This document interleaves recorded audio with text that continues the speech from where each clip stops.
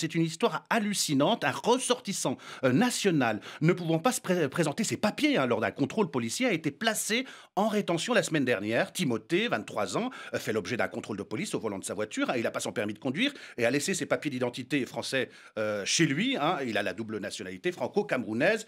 Il donne sa carte d'identité camerounaise et paf, garde à vue, il passe la nuit, puis il est conduit au tribunal, puis le centre de rétention administrative, il signe sans le savoir un document lui signifiant l'ouverture d'une procédure d'éloignement, il répète qu'il est français, on ne veut pas le croire, il s'énerve, il casse son portable.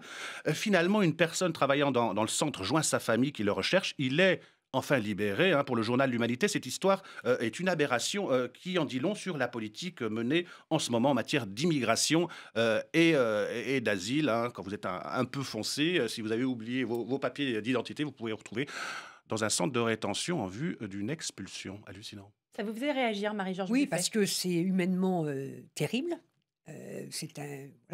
Parce que vous êtes noir, on vous soupçonne d'être étranger, premièrement, et deuxièmement, ça montre cette politique du chiffre. Il faut reconduire, il faut reconduire, il faut reconduire, et ça amène des attitudes où on ne considère pas, on n'entend pas ce que dit l'individu. Donc c'est quand même extrêmement effrayant, je trouve.